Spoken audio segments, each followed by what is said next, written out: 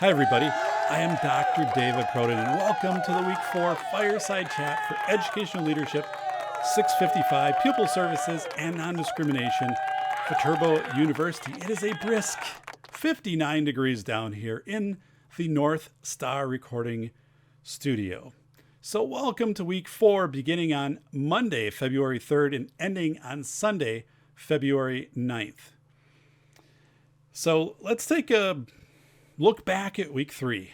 Thank you for sharing resources. Many of these are completely new to me, such as the 504 guidance document that Christopher shared for students that had been concussed, and the Wisconsin Public Radio segment that Nancy shared, making us aware of smaller districts in Wisconsin working together to increase services to staff and students. So we spent a lot of time going through shared services in Week 3, whether that be with neighboring districts or with your CISA, likely a combination of the two. But I think as we go forward in Pupil Services, we're going to see more opportunities to share service, and really to be efficient, we're going to have to look at that model in the near future. Understanding the roles and capacities of your CISAs, something we did in the last couple of weeks. Your CISAs are tremendous resources. They need to hear from you of what's happening in your districts so they can match services to meet the needs of what is happening locally for you. Fascinating article about a board member, right? I shared the board member who was also an advocate for students with special needs. So it's the question of, is there a conflict of interest with this? Or is this a board member who's very informed about meeting the needs of students and can bring that information back and talk about how this influences program and budget allocations and things like that? So it's one of those things, and some of you shared, that you've had similar experiences where board members have had relatives receiving services through the schools or other roles that they've been in. So one of those things where I think you have your initial reaction, like your bias, and then you kind of check your bias and you objectively think about the article, go through it again. I can tell you, I've read the article a few times, and I think this would be a tremendous asset to have somebody who understands services for students with disabilities, understands the dynamic of working with the families and how complex that is, and then can bring that back to inform the board. I shared in a post that when I was a school administrator, I had a board member who had used a motorized wheelchair for a number of years, following an accident he was in. And I always felt that he understood the services, the special education services, maybe a little bit better than everybody else, because he could relate when I was having discussions of the needs of nursing, sometimes with students who might need support, catheter, or if it was, medical training specific to, orthopedic needs and things like that. He was just very in tune to that. And I thought that was an asset, for me on the board, just because, again, he understood the language, he understood the experiences. And again, in reading this article, I think it's definitely, we're all on the same side, right, of wanting to help students. But you can certainly feel through the article some friction with the district, feeling that maybe some of the district's decisions were being manipulated, by having the positionality, right, of a board member on an IEP team. I mean, that'd be pretty tricky, right, to have a board member on an IEP team, because, are you saying the right things? Are you doing the right things? All that's going to be going through your mind. And of course, this is someone who's going to make decisions on programs that get funded and to what degree those programs get funded and the resources and so forth. But it's a fascinating article. Really glad I found it and was able to share it in class and read your feedback. So the SWOT analysis, I'll grade it and I'll return it by next weekend. And then I'll make a post and announcements and say, I've graded it, and you can now read it with my comments. So what I do is I print it off. Over here's the printer. Print it off, grade it by hand, then attach the rubric, and then scan it all in and get it back to you. So, and then I'll enter it in the grade book also. So let's do a week 4 preview. Some of the main themes: mental health, counseling, and nursing. Mental health needs are skyrocketing in schools, yet we're in the very early stages of understanding how to identify the mental health needs of students. Okay, we're still figuring this out. If you go and watch the 1983 documentary Children of Darkness, so you can actually go on YouTube, just type in Children of Darkness plus 1983. It was a PBS documentary, and you can see mental health services for students in 1983. And you just think, that wasn't that long ago, right? In 1983, I was in middle school, so it's kind of we're still learning. This isn't nearly as developed as what people would have us believe. So that's not a bad thing. It's just we have to understand where we're at with the timeline of understanding youth mental health, how to identify it, and how to match services to it. So I'm working over on my right with another screen here. All right. Well, here we go into this. Okay. So I shared 4 slides from my July PBS presentation. You can use them if you want, but let me just go off of these slides and make some comments about mental health. First, mental health legislation. So it was March 3rd, 2015, that the Mental Health in Schools Act was proposed, and it would have required funding, staff development, training family members, and expanding successful evidence-based mental health programs. So despite strong support of the bills, so Senate and House, the bills were not enacted. So again, March 3rd, 2015. So this is a problem, right? Because people will say, isn't there a federal law about student mental health? What's the federal model to guide us on how we do local services? Where's the funding coming from? It's not there, right? It's all organic on how this is being put together at a state level and often at a district or county level. But I want to make you aware, though, on March 3rd, 2015, the Mental Health in Schools Act bills would have pushed us forward significantly in standardizing how we diagnose, how we treat the funding streams, how we bring families into treatment, so we have continuity of service. So be an advocate. If this comes up again, hopefully it will. It did seem to have pretty strong support initially. Put your energy behind it as a director. Testify, right? We need this type of legislation, because if we don't have this legislation which ties funding to mental health services, it's going to be very choppy how things are done across the country and across the state of Wisconsin. So we have shortage of providers. Chris Miller of the Appleton Post-Crescent, May 22nd, 2019, wrote that Wisconsin has a total of 148 practicing child psychiatrists, and that's only 12 for every 100,000 residents under 18. We also have high turnover in that field. So Amy Herbst, who's the Vice President of Mental Health and Behavior at Children's Hospital of Wisconsin, said, the wait for an appointment for a child can be weeks or months. So I'll overlay these slides in this video presentation, but these are slides that I did include for you this week. So I have a map of Wisconsin with a red line across the middle. So the top half has the number 37, the bottom half has 111. So the 37 on the top, that's how many child psychiatrists are providing services to that top half of the state. Bottom part of the state, 111. So 3 times as much in the bottom part of the state. But then if we look, Milwaukee County, Waukesha, Dane, Brown, that's typically where most of the providers are, and it's where we have most of our population. So even if you're in an area that has a lot of providers, it's still hard to get appointments because we have more people trying to have access to those providers. Of course, the northern part of the state, we run into issues with transportation over long distances, weather, making it hard to obviously transport. So These are significant issues that we have for mental health services in Wisconsin. Not that, these are completely new to you, but maybe the way I'm presenting them is a little bit different and will help you articulate this when you're working with your boards and with your agencies in advocating for mental health services for students. So under Title 9A, parents have a right to know. So districts are required to get active parental or guardian consent for mental health assessment and services. That's per the DPI 2019.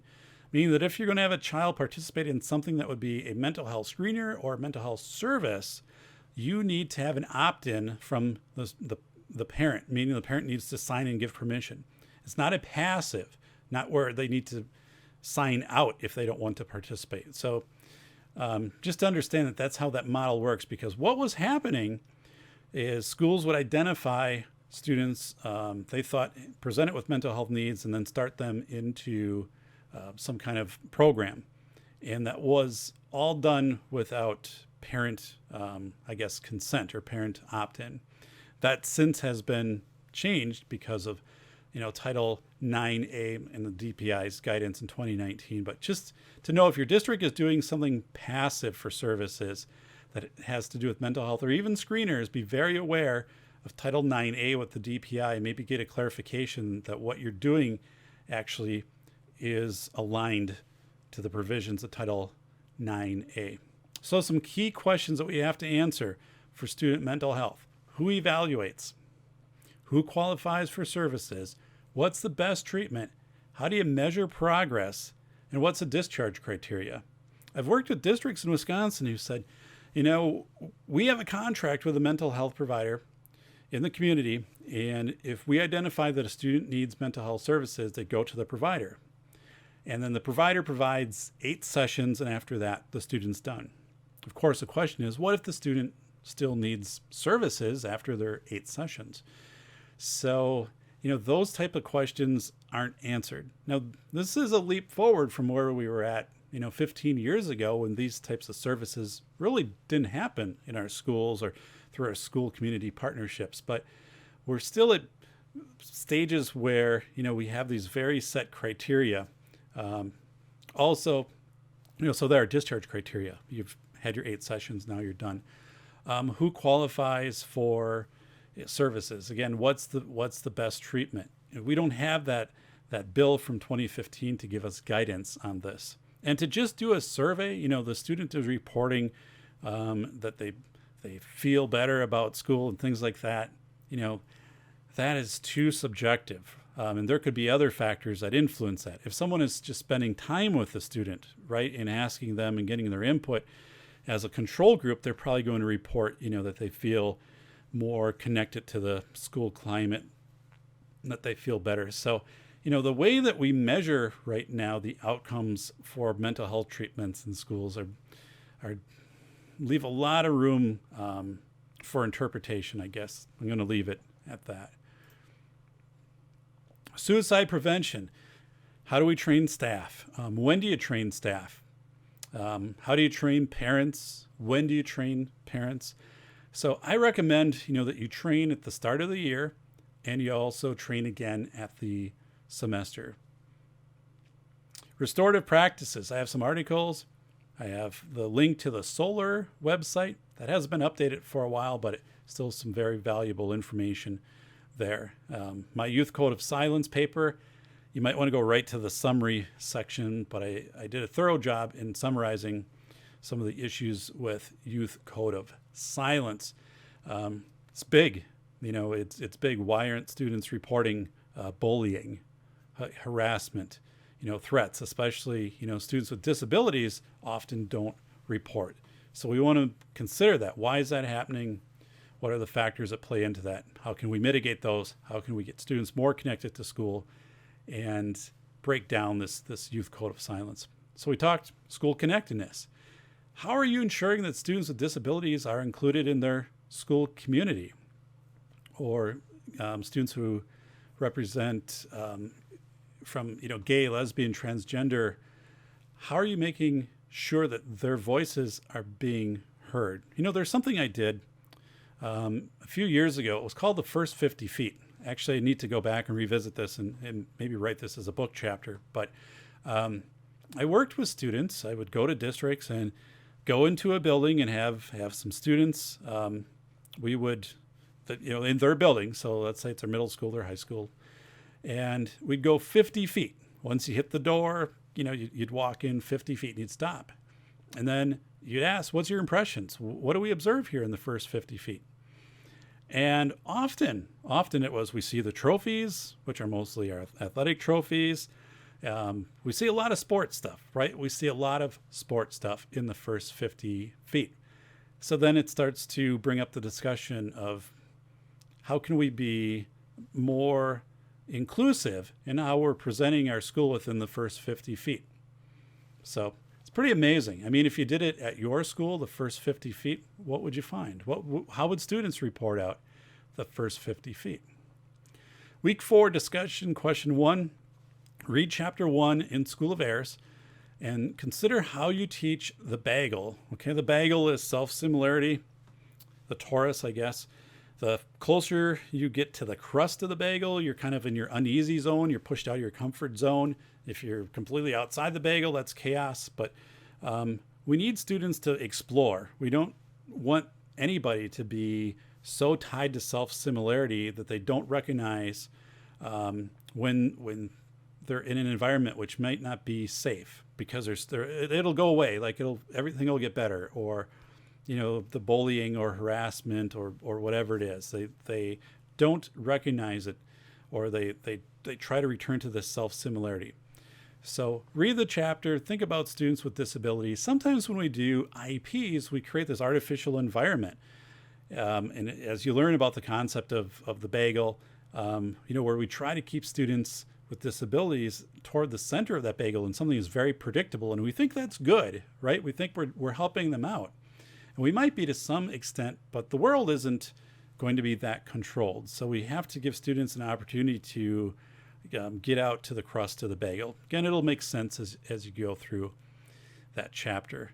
So the second discussion question, AODA awareness, education resources. This is where you can start thinking about the community health needs assessment, the China, which we addressed last week, how that might play into this, how solar could play into this. I worked with a district in northern Wisconsin that was doing a consortium with 3 other districts to put together AODA Summit. That happened about a month ago. And they wanted to figure out the resources they had at a county level, multiple counties that were served. The districts, it's an area very sparse, spread out because not a lot of population. So how do they make this work? So they had their goals and decided they were going to work the problem. That was kind of the theme, kind of like Apollo 13, right? We have to work the problem. We have to take the resources, inventory the resources we have here. We have to figure out how we can improve the situation. That's the work they're doing right now. All right. Week 4, teaching annotation. Okay, most students who present with mental health needs present with comorbid conditions. So it's never as precise as saying the student has anxiety, or the student has depression, or the student has PTSD. There's often multiple things at play. And that's what we have to recognize, because it also stops the stereotyping. When someone says, oh, they have anxiety, this is exactly what they present with. They go do a WebMD search or something like that. So it's just, letting people know that we're going to have to put a lot of time in a lot of observation documentation when we're serving students to figure out what works for them and continually adjust that, because there isn't something where we turn to page 48 and here it is for this condition, here's the exact treatment set, because usually everything is comorbid when we're addressing mental health. So the YRBS, Youth Risk Behavior Survey, certainly valuable, but also it's not a mental health screener. Okay, it's never been designed for that. Although I know some people use it that way, they'll put it in mental health grants, but none of its constructs, okay, what it's trying to measure, none of those are trying to measure mental health, okay? So I've done research. I've worked with researchers in analyzing the youth risk behavior survey. It's meant to give you kind of a general feel of what's going on in your student population. Again, it's not going to identify, one student who has suicidal thoughts or who has been smoking or vaping or whatever. It's going to kind of identify your trend patterns. But it's okay to align goals of saying, we're going to put more resources into this because students have been reporting, through the YRBS that, they've been involved with, AODA usage, more than in the past, or that they've reported in the last 12 months, they've experienced bullying and things like that. I mean, things that are measured in the YRBS. But it's essential, though, to know, again, the YRBS is not a mental health screener, and of course not a mental health assessment. And if we think about it, students with disabilities often have a difficult time understanding the YRBS unless it is explicitly explained to them. There's a lot of terminology, if we were to start pulling out pieces of the YRBS and put it in readability, that's going to come out at a pretty high level. And it's often given in a format where students aren't able to ask clarifying questions. So just very cautious about that, because the more and more work I do with districts over the years, probably 10 years with the YRBS, I'm seeing these issues come up, and especially that the YRBS and students with disabilities, there's a disconnect there. School social workers' roles, they're often unclear. I remember I was on my second director position when I had a social worker in the district. I didn't in the first district I worked with, so I really didn't know what the role of a social worker was. I had to learn. And actually, a lot of your administrators are going to be kind of in that same boat. And, it can be your school board, parents. They just don't quite understand the role of the social worker. And social workers in schools, again, something we didn't, it wasn't very common 15, 20 years ago, especially in smaller schools, much more common today. So we have to make sure we're explaining that, or having the social workers explain that to the board, explain that to the administrators. And you need to be very certain of the schedule, sure of how scheduling is happening for social workers. So a social worker, assigned to a high school, and suddenly you find out they've been asked to cover some classes because there wasn't a sub teacher. Well, our social worker, we want to make sure that that person isn't viewed as someone that we can just move into positions to make things go, right? They can do recess duty. Sure, they can do bus duty. No, let's not do that. You need to be very clear. I'm speaking from experience in that I needed to advocate very strongly that the social worker be removed from, these duties and these other things, because, they needed to be on the phone. They needed to be visiting parents, and that might be, over the noon hour. It might be whenever.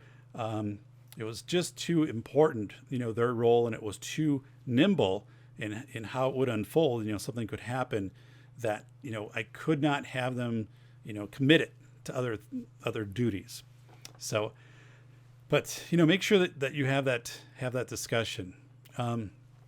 Be overt in educating students about dating and consequences of sexual relations that could result in the student having to register as a sexual offender.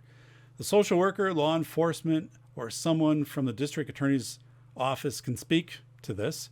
It's a very sensitive topic, but it's best to have that discussion, to educate students about it, and to prevent horrific situations.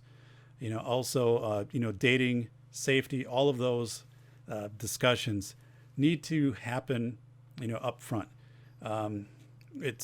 We need to make people aware of the resources they have available to them, that students are looking out for other students. And then also, there's so many times educators or parents come to me and say, I didn't know that because of this, now my child has this consequence. And that might be posting, an inappropriate, selfie that they shared with someone, and now it's made public. And because it's been on a minor's phone, it can be considered sharing, inappropriate image with a minor. Now it can be something where the student has to be on a registry. So, none of these things are ever good. They sometimes can be in very unintentional, and they're, often when they happen, people just don't know of the cascading consequences of doing this, and the number of people that get harmed by this. So yeah, that's something. I mean, we're in a time when we need to have these conversations, right? We need to have those. Shout outs for week 3. Here we go. In resource sharing, Christopher, you shared the guidance document for 504s for concussed students. That's awesome. I've never seen anything like that before. So thank you. Everybody should download that and take that with them. For week 3, discussion question 2, Jennifer, you wrote, on a side note regarding Lakeland schools, I know it can be a controversial topic to have most of the students in one county who have a significant disability attend a separate school. I remember my initial reaction to learning about Lakeland 22 years ago with my first job as a school counselor at Walworth. I couldn't believe it. I thought it was archaic. So what Jennifer's talking about is, so Lakeland is a school specifically for students with disabilities. And actually, I had a similar experience when I learned about Sybil Hop in Brown County. So Sybil Hop is also a school specifically for students with disabilities, typically, pretty profound needs. So, I'm sitting there in a university class, and my professor is Barb Natelli, who is the administrator for Sybil Hop, and she's talking about the school, and I'm like, I can't believe this. Like, we're talking about inclusion and inclusive services. And then, I got to know the school and got to understand, how they work with the community, and also the perceptions of districts like Green Bay and De Pere and Ashwaubenon, Howard Suamico. They're very thankful to collaborate and to centralize, services, and basically still have students, in their county, in their community. And students were, they weren't staying overnight. They're driving to and from the school. Interesting thing. Or funny thing.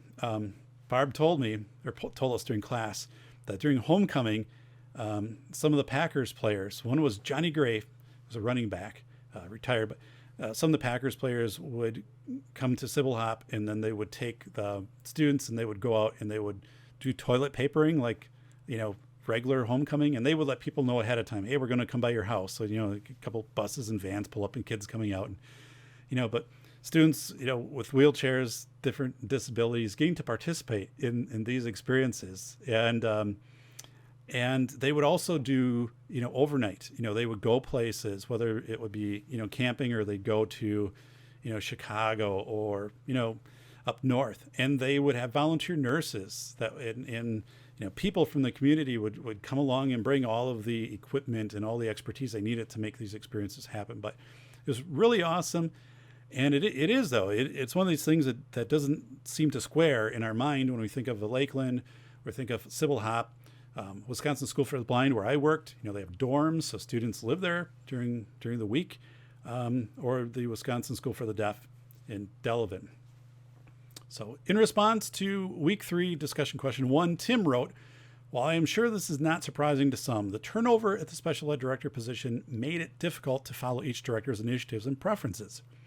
If the district relied more on CISA for professional development purposes, perhaps the direction would be more fluid despite the turnover of leadership.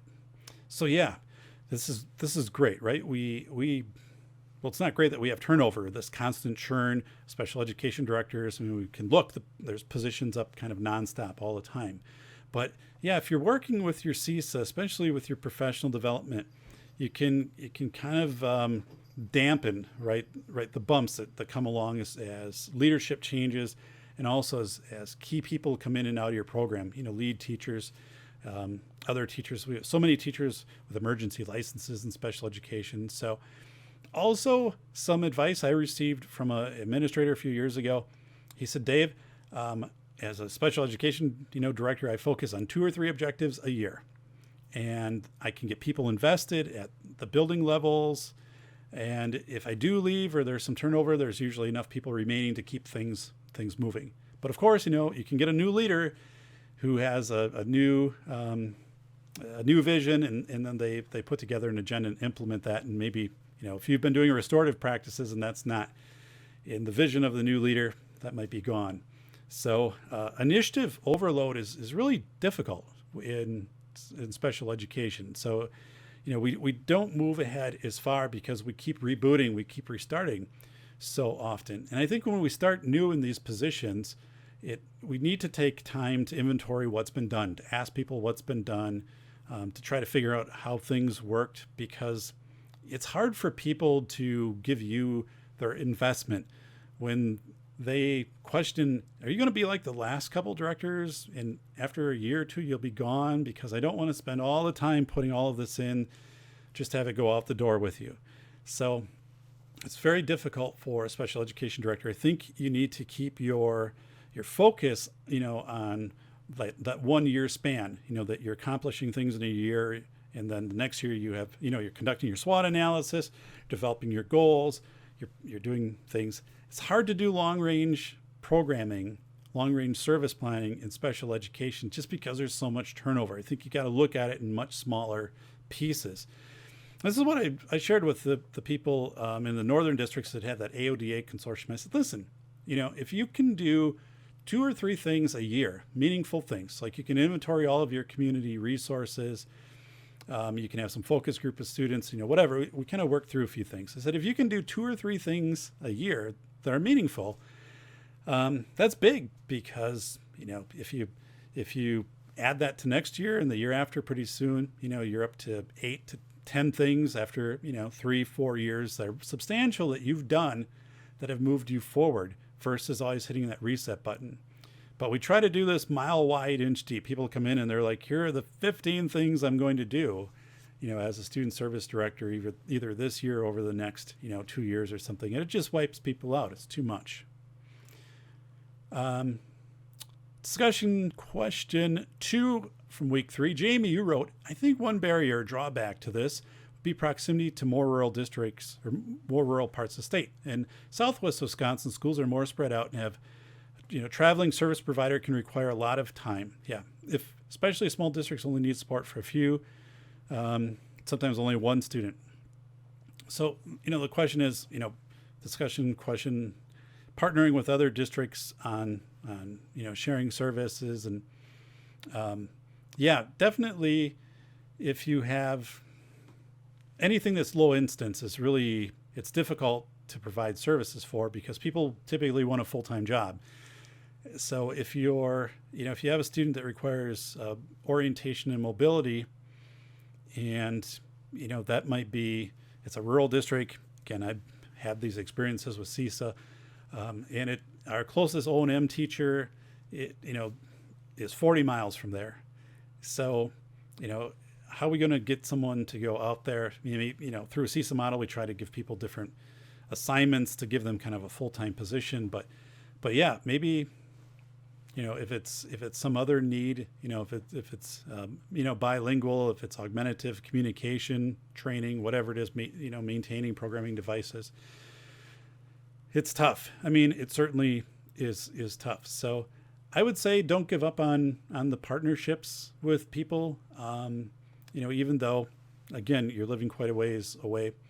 My friend was the district administrator / special education director / principal / overseeing the lunch program / he also shoveled out the walkway in front of the school at Washington Island. So up on Washington Island, like 60 kids, K-12, they didn't have a kitchen, they had microwaves. So kids would bring in their food and they put them in 6 microwaves and just move them in and out. And it's pretty incredible, right? But I mean, to get anything in person, you've got to cross the water. I mean, you got to go across on the ferry, or you've got to take kids across and get them services then to, districts that would be, closer by, maybe like a Sister Bay or something like that. I don't know. But I know, though, we had a deep discussion about this. I said, how do you do this?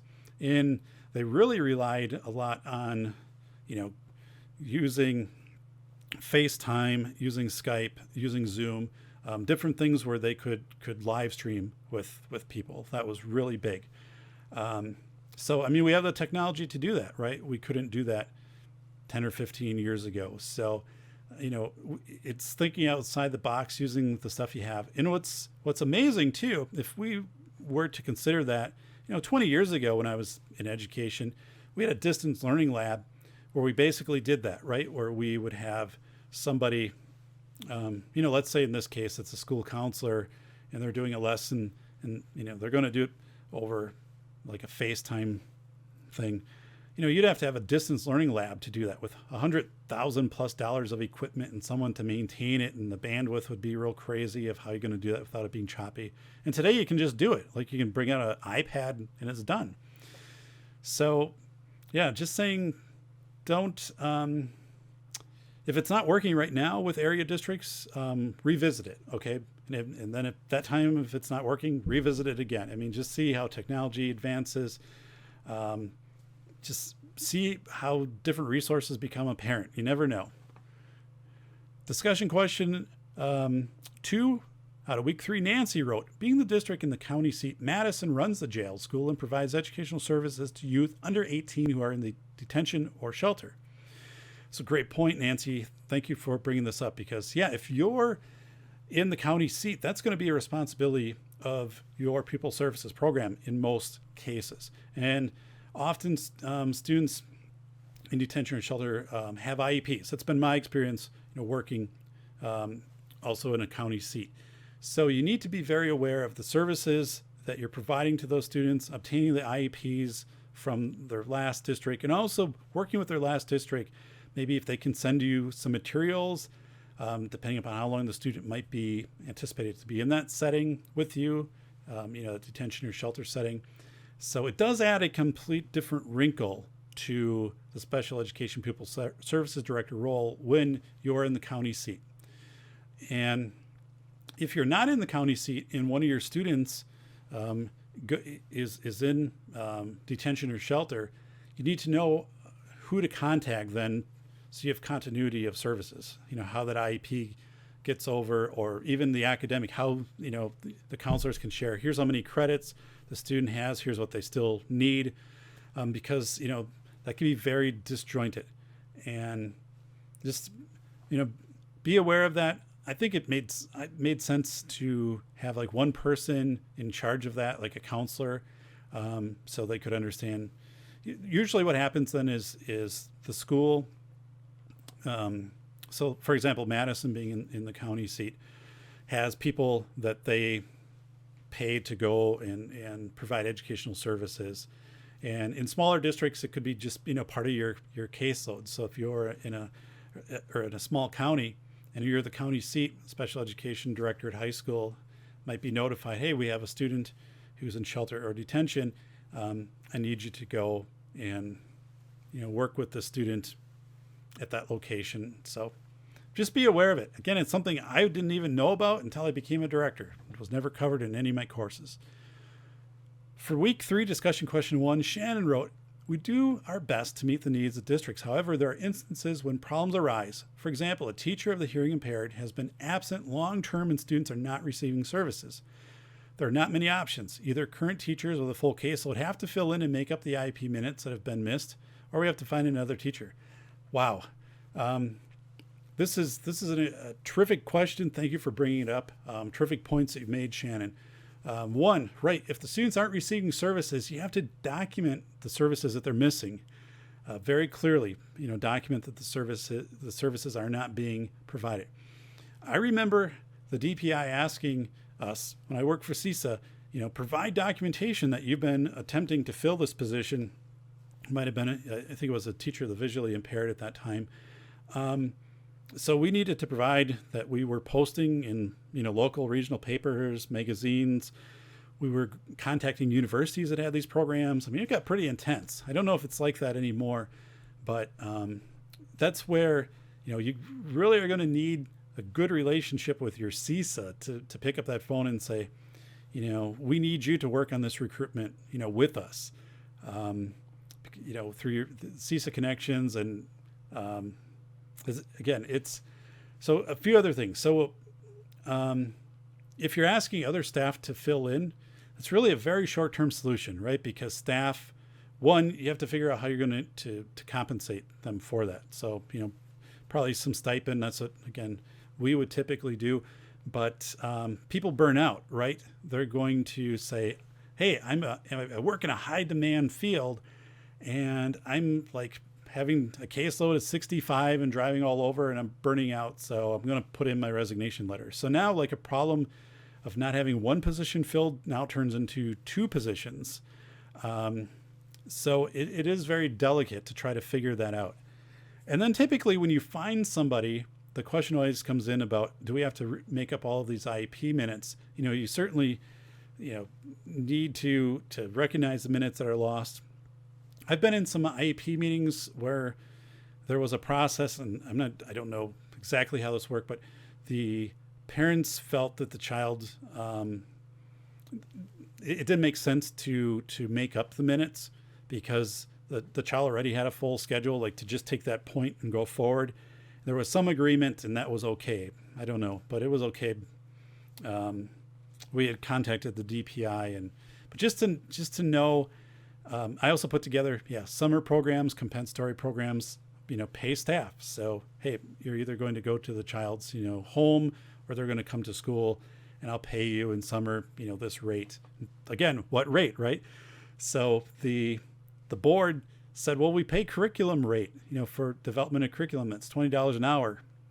And I said, yeah, but if I was to contract this person, they're our employee. If I was to contract them from the outside, I'd be paying like $60, $70, $80 an hour. So I can't pay them the 20. That's ridiculous. They're not going to do it. So then, either set up where they become a third-party vendor, but then how do you have one of your own staff members also be a third-party vendor? It's just, got to think these things through. But I think it's a bigger picture too of understanding, the market demand and how much you're compensating people, that you're periodically checking that out. Your CESAs are great at that. They can tell you that, hey, here's what the going rate per hour is for orientation mobility, vision, speech language, and just, keep working it from there. Physical therapy, occupational. Danielle, week 3 discussion question 1, you wrote, we currently have a very kind and helpful person who we utilize as a behavior consultant as a parent advocate. However, when she's no longer able or willing to help out in that role, it'll be important for our parents and our families to have that support as well. So this is a scenario, and we've had these, right? We have somebody that we really can count on, right? But we know there'll be some point they're going to move on. And then how do we replace them? How do we start thinking ahead so when this person leaves that we can continue to provide these services? So it's a great example of anticipating needs. So Danielle, actually in a SWOT analysis, this would be a threat probably. A threat is that, this person is going to, at some point leave. And, you could also look at it as an opportunity. Maybe we can bring somebody in now to start them understanding how this is done, and then they'll have this person to mentor them. So, there's different ways you can look at that, but you have to be, as you said, you're doing a great job anticipating needs, saying, boy, what's going to happen if this person suddenly is gone? They do so much for us.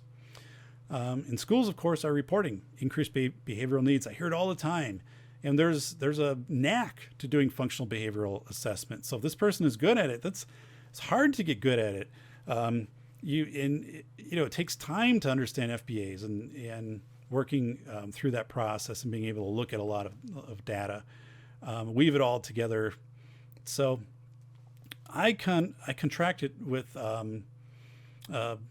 Imagine a Child's Capacity out of Madison for autism support, and then also functional behavioral assessment support. And that worked very well. I don't know how many days a year, maybe 15 or 20 days. And I would determine then, the students I felt where these services needed to come in, where they're either directly for the student or supporting the staff, giving the staff feedback, ideas, specifically how to work with a student.